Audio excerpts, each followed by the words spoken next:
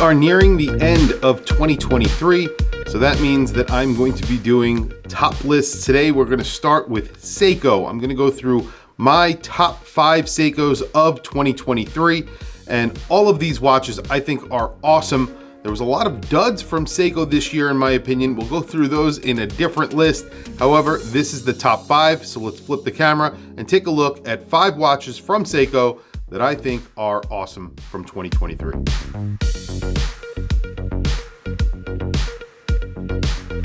Even though there are a few more weeks left in 2023 and Seiko could still come out with some watches, I think this year was not very strong for Seiko. They didn't come out with a ton of watches that I thought were very appealing. However, in this video, I'm going to be giving you 5 watches that I found very appealing from Seiko. I'm going to give you one honorable mention as well. And we're going to start with number 1. The number 1 pick is the Marine Master reissue that they just recently came out with. It's a pretty expensive watch and it features a 6L movement, which is a little bit controversial. These are based on the 62 Mas, so of course you're getting that 62 Mas case, which is very attractive. All 3 get textured dials. There is a blue version, which is the SJE 099, then there's the SJE 101, which is the black dial, and then there's a limited edition that is the SJE 097. That's the white dial. It's sort of a pearl dial, and it gets a steel bezel. That's a limited edition of 1,000 pieces. This comes in at around 40 millimeters or just under 40 millimeters. It gets a really nice bracelet on it, and the big news here is that you could actually see the movement from the back. So you could actually see the 6L37 is what they're using in here, and you could actually see that movement from the back. So that is big news from Seiko. They normally do not do that. And this is actually a pretty good looking watch and currently the thinnest dive watch that they offer in their lineup. Next on this list is the Seiko Prospex Land Mechanical GMT. It's a reissue of the Navigator Timer GMT, and they did a very faithful recreation of that watch. This is actually a very good looking watch, and it's featuring the new 6R54, which is their newest GMT movement. A little bit higher end than their 4R version. However, it is still a military GMT or an office GMT. This comes on a bracelet. It comes in at around $1,500. Very good looking watch with 100 meters of water resistance, and this is a limited edition of 4,000 pieces.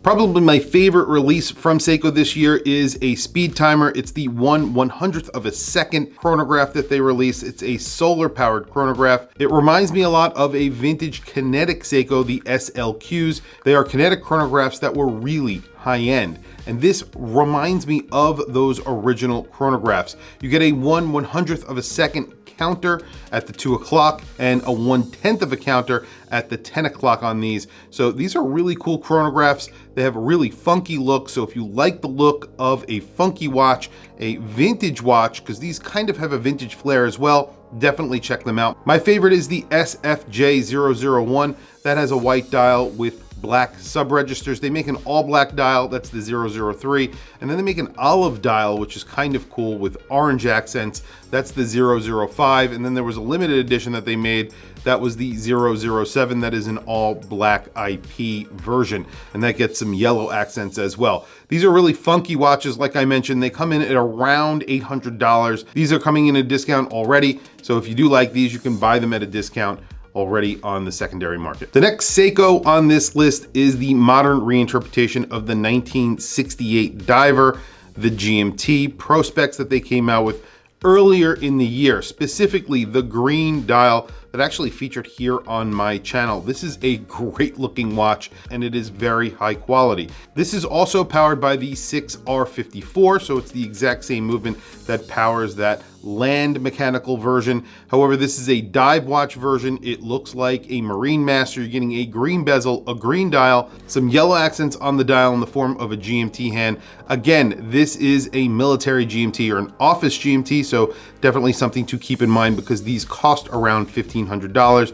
But that green version, the SPB 381, I think is killer. They also made it in a black version, the SPB 383, and I think they made a limited edition Glacier dial. That's the SPB 385. All 3 of them are in 42 millimeters and they're on the thicker side, around 14 millimeters thick. Great watches through and through, and one of the best GMTs that Seiko have come out with in years. Next on this list is a mechanical speed timer, the SRQ-047.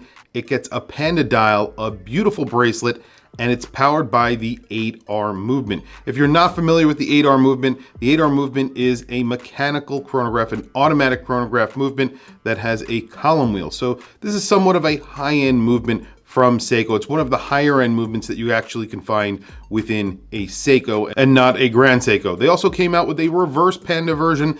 That is the SRQ-049, another very good looking watch. Both of these watches get a little bit of an orange accent on their chronograph hand and one of their sub-register hands as well. Both of these come in at 42 millimeters. If they came out with this in 40 millimeters, I think it would be a real hit. However, even at 42 millimeters, I really do like this watch. Last but not least, I do want to mention an honorable mention. It is the Seiko 5 Sports GMT, the one that's powered by the 4R movement.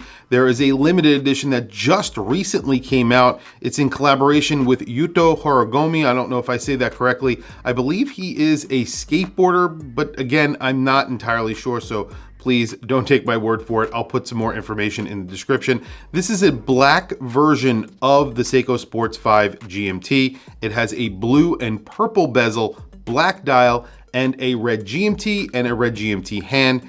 Very cool watch. I really like the look of this watch for one reason or another. When I saw it, I almost bought it immediately, but I held off because I'm not a huge fan of the Seiko Sports GMT in general, just because of its specs, but I do like this watch a lot, and I'm still considering whether or not I should buy it. These come in at $525, so they're not incredibly expensive, but you still get that hard Lex on there, which I always find a problem with.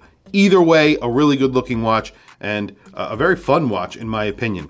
So guys, tell me what you think of my list. I actually gave you way more than 5 watches. I gave you 5 watches. However, there were a lot of different versions of those watches. And then I gave you, of course, that honorable mention in the Seiko 5 Sports.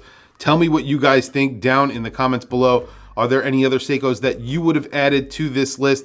I probably could have added 5 more Seikos to this list, but I wanted to keep this video a little bit shorter than my normal ones when I'm doing top 5s and top 10s. So tell me what you think down in the comments below. What would you have added to this list if it was a top 10? Or tell me what you would have added to this list if you disagree with the 5 that I chose.